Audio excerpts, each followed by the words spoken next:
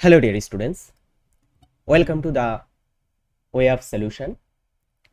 6th April 2026 এর গুরুত্বপূর্ণ current affairs সাথে কিছু জিকে প্রশ্ন উত্তর আমরা আজ চর্চা করব। তো যারা আমাদের ভিডিওটিতে যুক্ত হয়েছে সকলকে বলবো, যদি তুমি ফার্স্ট টাইম আমাদের এই ভিডিওটিতে যুক্ত হয়ে থাকো তাহলে অবশ্যই চ্যানেলটিকে সাবস্ক্রাইব করো। সমস্ত ক্লাস আমরা এখানে তোমাদের করিয়ে থাকি। সাথে সাথে TWS একাডেমি অ্যাপ ডাউনলোড করতে পারো, যেখানে তোমরা পেইড কোর্সে ভর্তি হয়ে আমাদের কাছ থেকে পরীক্ষার প্রিপারেশন নিতে পারবে। সমস্ত স্টুডেন্টসদের জন্য আমরা ফ্রি লাইভ ক্লাস করিয়ে থাকি এই চ্যানেলে, এবং সাথে সাথে আমাদের বিভিন্ন সোশ্যাল প্ল্যাটফর্মে তোমরা চাইলে ফলো করতে কিন্তু পারো। শুরু করছি আজকের আমাদের কারেন্ট অ্যাফেয়ার্সের পর্ব। This is Arabul Rahman. Start করছি আজকের প্রথম কারেন্ট অ্যাফেয়ার্স দিয়ে। চলো, সম্প্রতি আয়কর বিভাগ বা ইনকাম ট্যাক্স ডিপার্টমেন্ট করদাতাদের সহায়তার জন্য কোন পোর্টাল চালু করেছে? তো ইনকাম ট্যাক্স ডিপার্টমেন্ট সম্প্রতি করদাতা যারা আছে, যারা ট্যাক্স ফাইল করে থাকে তাদের জন্য বা তাদের সহায়তা করার জন্য কর সাথী বলে একটা পোর্টাল চালু করেছে। আমরা জানি নিশ্চয়ই এই বছরের 1 এপ্রিল থেকে চালু হয়েছে নতুন ইনকাম ট্যাক্স আইন, এবং সেখানে আমরা দেখব কর সাথী বলে অ্যাপটাও কিন্তু লঞ্চ করা হয়েছে। কিসের জন্য? কর বা যারা করদাতা আছে তাদের যে ট্যাক্স ফাইলিং, ঠিক আছে, সেটাকে সিম্পলিফাই করার জন্য income tax department launches Kar Saathi website to simplify tax filing.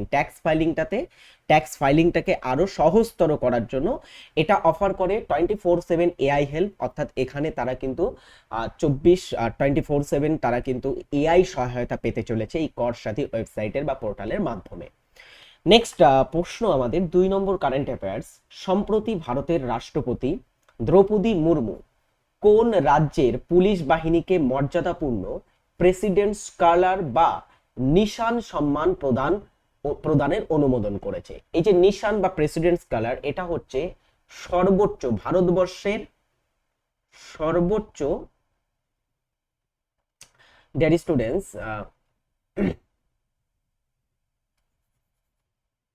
ভারতবর্ষের সর্বোচ্চ একটি পুলিশ পুরস্কার, ঠিক আছে।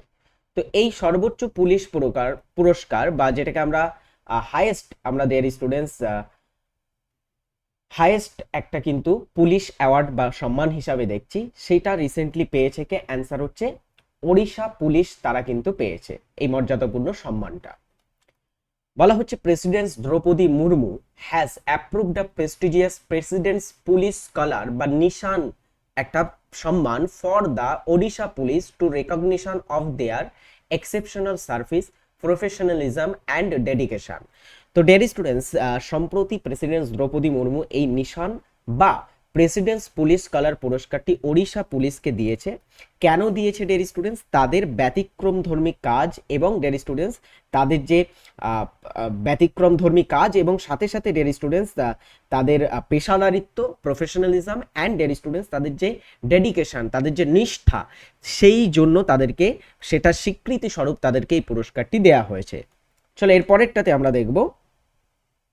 এটি 2026 সালের এপ্রিলে মায়ানমারের সংসদীয় ভোটে কে দেশটির নতুন প্রেসিডেন্ট হিসাবে নির্বাচিত হয়েছে? মায়ানমার দেশ, ভারতের প্রতিবেশী দেশ মায়ানমার, সেই মায়ানমার দেশে নতুন প্রেসিডেন্ট হিসাবে কে নিযুক্ত হয়েছেন?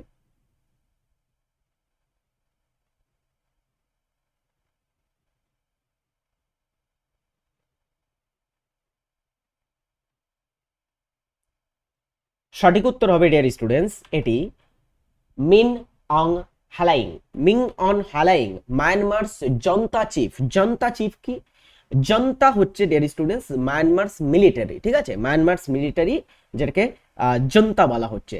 তো মায়ানমারস জুনতা, যেটা মায়ানমারের মিলিটারি, তার যিনি চিফ মিন অং হ্যালাইং, তিনি ডিয়ার স্টুডেন্টস সম্প্রতি nominated as president of Myanmar through parliamentary process, সংসদীয় প্রক্রিয়া বা ভোটদান প্রক্রিয়ার মাধ্যমে রিসেন্টলি তিনি মায়ানমারের বা সম্প্রতি তিনি মায়ানমারের প্রেসিডেন্ট হয়েছেন।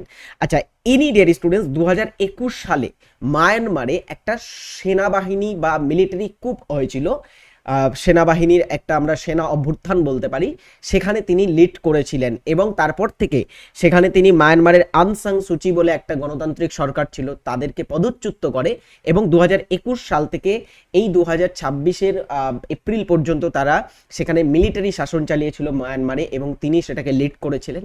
অ্যান্ড বর্তমানে তিনি কিন্তু পার্লামেন্টারি প্রসেসের মাধ্যমে সেই মিলিটারি কুপ সরকারটাকে একটা প্রেসিডেন্স বা গণতান্ত্রিক সরকারে পরিণত করেছে, ঠিক আছে। সো অবভিয়াসলি মায়ানমার সম্পর্কে আরো দুটো জিনিস জেনে রাখতে হবে। মায়ানমারের রাজধানী হচ্ছে নেপিউদাও বা নেপিউদো এবং মায়ানমারের মুদ্রা হচ্ছে মায়ানমারে কিয়াত, ঠিক আছে। তো অপশন এখানে আমরা এ উত্তর করলাম। ইনি এর আগেও মায়ানমারের কিন্তু আমরা দেখব কি মায়ানমারের প্রেসিডেন্ট ছিলেন, কিন্তু সেটা গণতান্ত্রিক নয়। চলো এরপরেরটা, 2026 সালে সাউথ এশিয়ান ফুটবল ফেডারেশন, সাফের অর্থ হচ্ছে সাউথ এশিয়ান ফুটবল ফেডারেশন। তো সাফের অনূর্ধ্ব-20 বা আন্ডার-20 পুরুষ চ্যাম্পিয়নশিপ জিতেছে ভারত, নেপাল, শ্রীলঙ্কা, বাংলাদেশ। কারা জিতেছে রিসেন্টলি?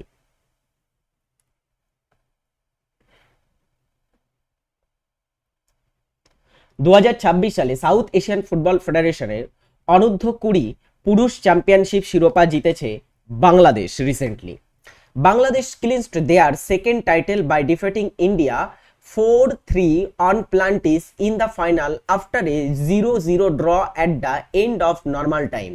তো ভারত এবং বাংলাদেশ তারা এই বছরে মালদ্বীপের রাজধানী মালেতে, হ্যাঁ, ফাইনাল খেলাটা কোথায় হয় এই বছরে সাফ এটার আয়োজক কারা ছিল একটু জেনে রাখবে। আয়োজক ছিল মালদ্বীপ এই টুর্নামেন্টের। এবং মালদ্বীপে ডেয়ার স্টুডেন্ট, মালদ্বীপের রাজধানী মালেতে ভারত এবং বাংলাদেশের আন্ডার-20 দল তারা ফাইনালে মুখোমুখি হয় এবং ফাইনালে যে নির্ধারিত টাইম থাকে সেই নির্ধারিত টাইমে তারা 0-0 ড্র করে। তারপরে পেনাল্টি শুট আউটে খেলাটা পৌঁছে যায়, যেখানে ডিয়ার স্টুডেন্টস 3-4 কিন্তু আমাদের ভারত পরাজিত হয়েছে বাংলাদেশের সামনে এবং বাংলাদেশ তাদের দ্বিতীয় টাইটেল বা দ্বিতীয় শিরোপা জয়লাভ করেছে এটার মাধ্যমে। চলো এরপরে 5 নম্বর কারেন্ট অ্যাফেয়ার্স খেলাধুলো থেকেই। 2026 সালের খেলো ইন্ডিয়া ট্রাইবাল গেমস বা উপজাতি গেমস খেলো ইন্ডিয়া, যেটা আমরা জানি ছত্তিশগড়ে হচ্ছিল, ছত্তিশগড়ে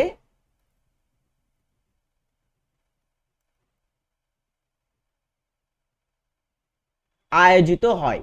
তো এই যে খেলো ইন্ডিয়া ট্রাইবাল গেমস, এটাতে কোন রাজ্য সবচেয়ে বেশি সোনা জিতে সামগ্রিক চ্যাম্পিয়ন হয়েছে?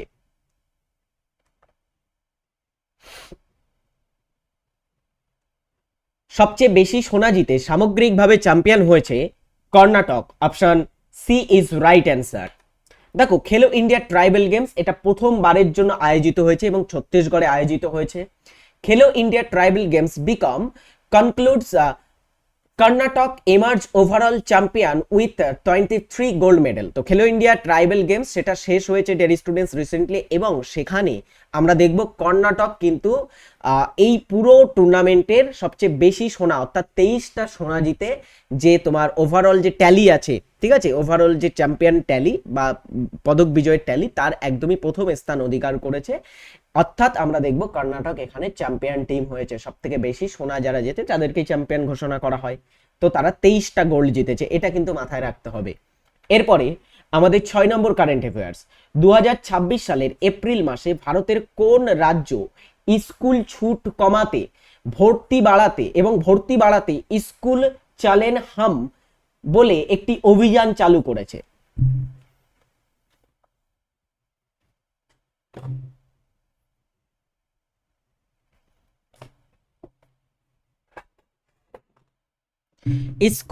স্কুল চালের হাম বলে একটি অভিযান যারা চালু করেছে সম্প্রতি, যে রাজ্য সরকার চালু করেছে তারা হচ্ছে মধ্যপ্রদেশ সরকার। কেন এটা করা হয়েছে ডিয়ার স্টুডেন্টস?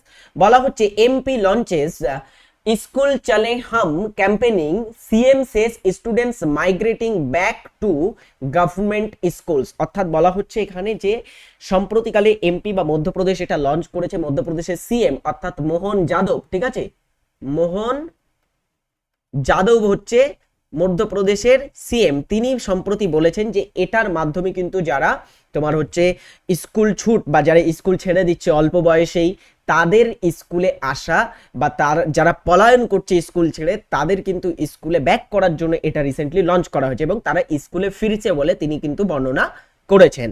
এর পরবর্তী প্রশ্ন 7 নম্বর প্রশ্ন, সম্প্রতি রাজা রবি বর্মা, রাজা রবি বর্মা কে? এই যে রাজা রবি বর্মা, এনার নাম আমরা আগেও শুনেছি। সেই রাজা রবি বর্মার কোন বিখ্যাত চিত্রকর্মটি 167.2 কোটি টাকায় বিক্রি হয়ে ভারতীয় শিল্পকলার ইতিহাসে নতুন রেকর্ড গড়েছে? রাজা রবি বর্মা।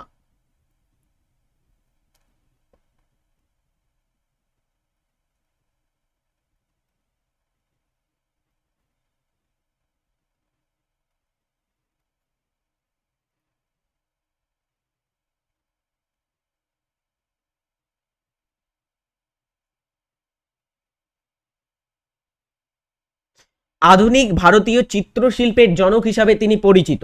তিনি প্রচুর উল্লেখযোগ্য চিত্র অঙ্কন করেছেন, যেমন শকুন্তলা, দয়মন্তী ও হংস, যশোদা ও কৃষ্ণ এক্সেট্রা বিভিন্ন তার উল্লেখযোগ্য আমরা দেখব চিত্রকলা আছে।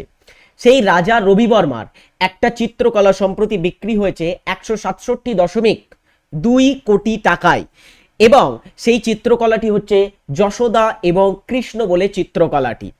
চিত্রকলাটি তোমরা দেখতে পাচ্ছ, এটি হচ্ছে যশোদা ও তোমার হচ্ছে কৃষ্ণ চিত্রকলা। রাজা রবি বর্মা's Yashoda and Krishna paintings sells for 167.2 crore at Saffronart, setting a new record for Indian art. তো এটা স্যাফরনট বলে একটা আর্ট বিডিং এ কিন্তু বিক্রি হয়েছে ডেয়ার স্টুডেন্টস 100 কত টাকায়?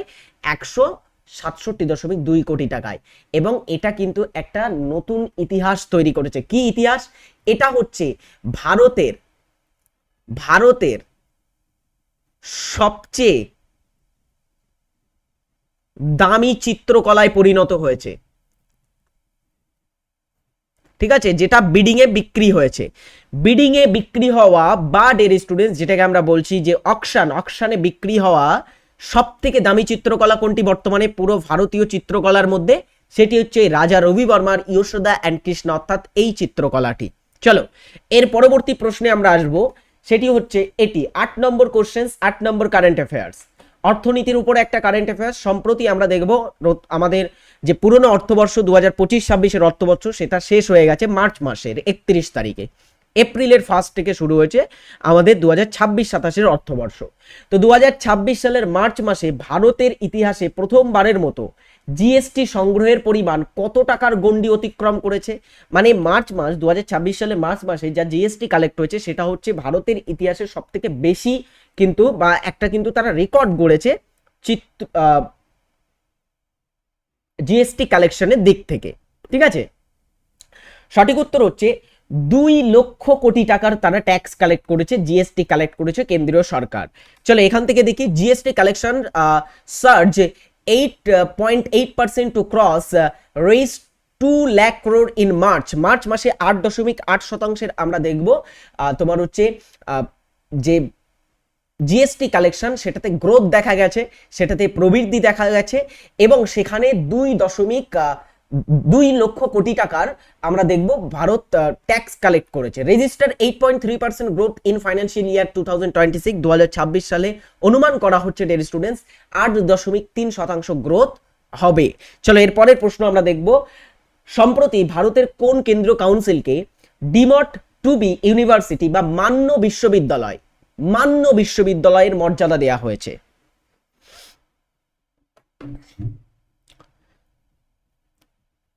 ডিমড টু বি ইউনিভার্সিটি বা মান্য বিশ্ববিদ্যালয়ের মর্যাদা পেয়েছে সম্প্রতি এনসিইআরটি।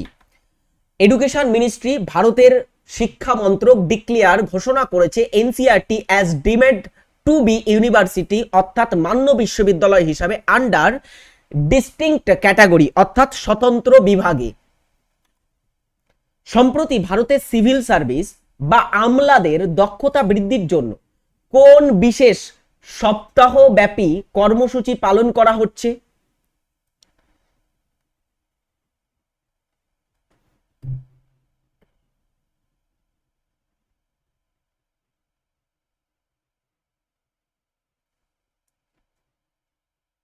বলো। সিভিল সার্ভেন্ট যারা আছে বা আমলা যারা আছে তাদের দক্ষতা বৃদ্ধির জন্য সম্প্রতি ডিয়ার স্টুডেন্টস দেশব্যাপী একটা সপ্তাহ পালন করা হচ্ছে, সেটা হচ্ছে সাধনা সপ্তাহ। ঠিক আছে, সপ্তাহব্যাপী একটা কর্মসূচি, সেটার নাম কি? সাধনা সপ্তাহ। সাধনা সপ্তাহ 2026 এপ্রিল 2 to 8 অর্থাৎ 2 থেকে 8ই এপ্রিলের মধ্যে এটা পালন করা হবে, এক সপ্তাহ ধরে, মানে অলরেডি চলছে। Is a week long nation wide initiative under mission Karmayogi to build a future ready. এটা দেশব্যাপী একটা উদ্যোগ, যেটা মিশন কর্মযোগী বলে একটা মিশনের অধীনে বা একটা প্রকল্পের অধীনে কিন্তু পালিত হচ্ছে। Two build a future ready, যাতে ভবিষ্যতের জন্য প্রস্তুত থাকা যায়, সেটার জন্য। টেকনোলজি ড্রিভেন সিভিল সার্ভিস, অর্থাৎ ভবিষ্যতের জন্য প্রস্তুতি, সাথে সাথে ডিয়ার স্টুডেন্টস যে প্রযুক্তিগত লক্ষ্য বা প্রযুক্তিগত যে তোমার হচ্ছে প্রযুক্তি চালিত একটা সিভিল সার্ভিস, ডিয়ার স্টুডেন্টস প্রযুক্তি চালিত সিভিল সার্ভিস ফোকাসড অন বিকশিত ভারত 2047, অর্থাৎ 2047 সালে যে বিকশিত ভারত, সেটাকেই লক্ষ্য রেখে কিন্তু ডিয়ার স্টুডেন্টস প্রযুক্তিগত বা প্রযুক্তি চালিত একটা আমরা দেখব civil service and dear students future ready, অর্থাৎ ভবিষ্যৎ প্রস্তুতের জন্য এখানে কিন্তু এই সপ্তাহটা পালন করা হচ্ছে মিশন কর্মযোগীর আন্ডারে। ঠিক আছে, তো বিকশিত ভারত 2047 কে এখানে লক্ষ্য রাখা হয়েছে।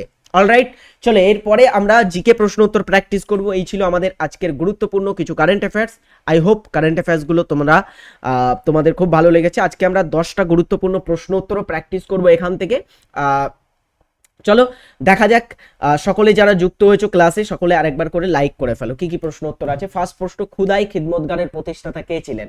খুদাই খিদমতগার হচ্ছে একটা মুভমেন্ট, একটা আন্দোলন। এই খুদাই খিদমতগার মুভমেন্ট কে শুরু করেছিলেন?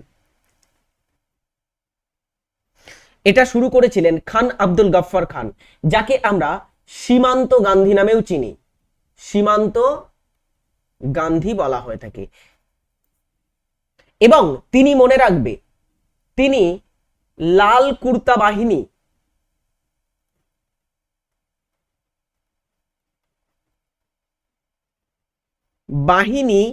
তৈরি করেন।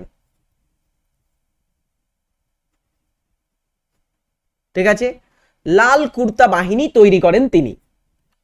ভারতীয় সামরিক একাডেমি বা national Indian military academy IMA কোথায় অবস্থিত? ভারতীয় সামরিক একাডেমি বা ইন্ডিয়ান মিলিটারি একাডেমি কোথায় আছে? পুনে, নতুন দিল্লি, দেহরাদুন, চেন্নাই। 4টি অপশন পাচ্ছ। সঠিক উত্তর হবে এখানে ডিয়ার স্টুডেন্টস দেহরাদুনে এটা অবস্থিত আছে। বিশ্বের প্রথম কৃত্রিম উপগ্রহ কোনটি?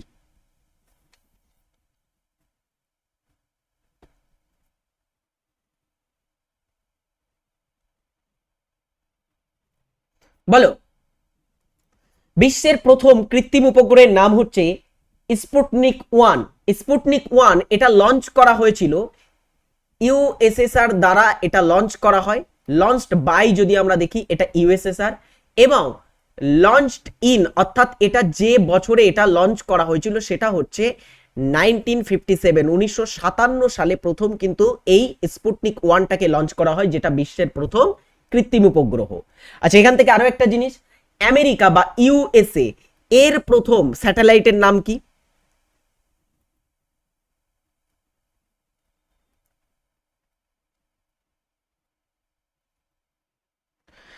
দেখো, 1957-তে প্রথম স্পুটনিক 1টাকে লঞ্চ করা হয়। তখন আমেরিকা এবং US এর মধ্যে আমরা দেখব এই টেকনোলজির দিক থেকে কে কত এগোতে পারে, সেটা নিয়ে কিন্তু একটা ঠান্ডা যুদ্ধ টাইপের চলছে। তো এই সময় আমরা দেখব 1958 সালে ডিয়ার স্টুডেন্টস USA তারা লঞ্চ করে আরো একটা কৃত্রিম উপগ্রহ, যেটা তোমার US এর প্রথম কৃত্রিম উপগ্রহ ছিল, যেটা হচ্ছে এক্সপ্লোরার 1। ঠিক আছে, এটা প্রথম কৃত্রিম উপগ্রহ আমেরিকার। আচ্ছা, আর্যভট্ট জানো নিশ্চয়ই, এটা ভারতের প্রথম কৃত্রিম উপগ্রহ। ভারতের প্রথম কৃত্রিম উপগ্রহ। আচ্ছা, এটা কবে লঞ্চ হয়েছিল? এটা লঞ্চ হয়েছিল 75, মাফ করবে, 1975 এটা লঞ্চ হয়েছিল। এবং এটা লঞ্চ করার জন্য আমাদের হেল্প করেছিল ইউএসএসআর, অর্থাৎ সোভিয়েত ইউনিয়ন কিন্তু এটাকে লঞ্চ করতে সহায়তা করেছিল। তাদেরই একটা তোমার হচ্ছে মহাকাশ যানে করে এটাকে লঞ্চ করা হয়, যেটা নাম ছিল কসমস 3M বলে একটা যান, মহাকাশ যান, সেটা রাশিয়ার মহাকাশ যান, সেটাতে করে লঞ্চ করা হয়। কোন অর্থনৈতিক সূচকটি শ্রম বাজারের সামগ্রিক অবস্থাকে সবচেয়ে ভালোভাবে প্রতিফলিত করে?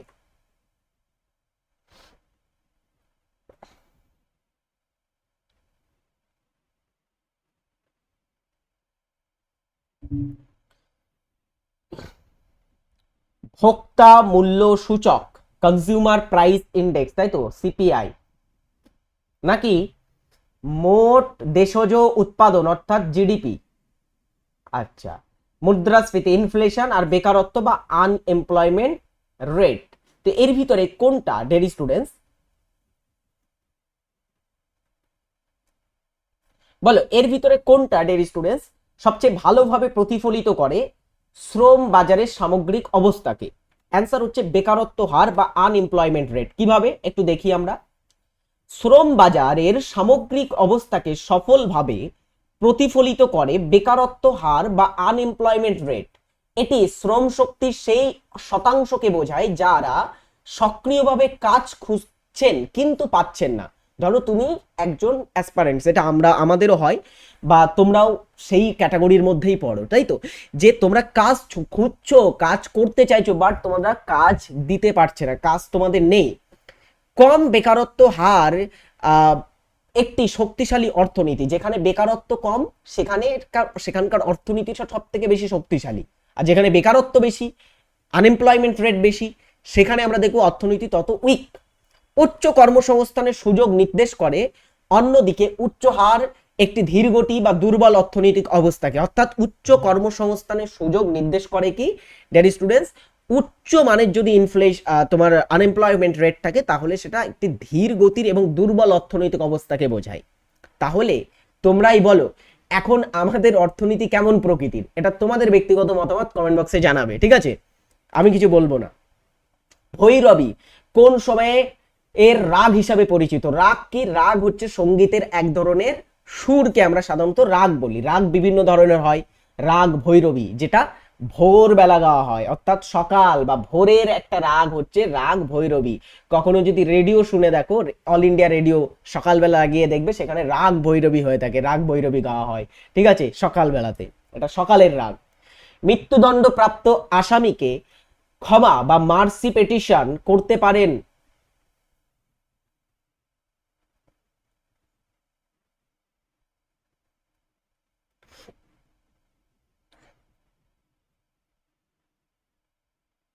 ক্ষমা করতে পারেন কে মৃত্যুদণ্ড প্রাপ্ত আসামিকে? অ্যান্সার হচ্ছে ভারতের রাষ্ট্রপতি, 72 নম্বর ধারা অনুসারে।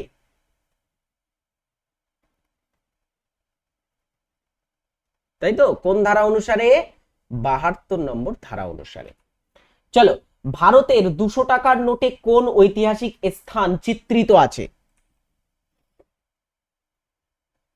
ভারতের যে 200 টাকার নোট, চলো আমরা ভারতের টাকার নোট দেখব এবং কিছু স্থাপত্যের নাম দেখব, ঠিক আছে। প্রথমে টাকার নাম লিখি, আচ্ছা, আর এখানে সেই টাকাতে কোন স্থাপত্য চিত্রিত আছে সেটা দেখব।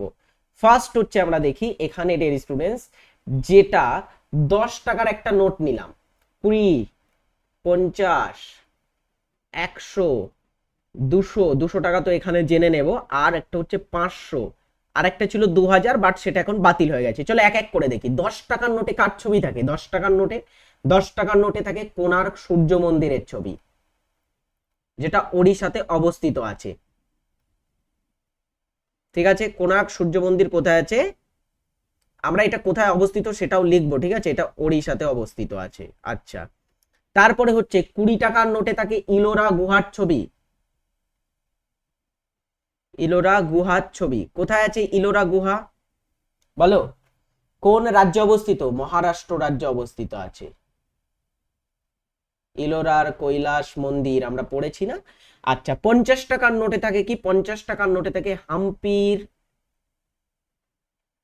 হাম্পির একটা রথ, স্মৃতিসৌধ রথ। এটা কোথায় আছে? কর্ণাটকে অবস্থিত আছে হাম্পিটা।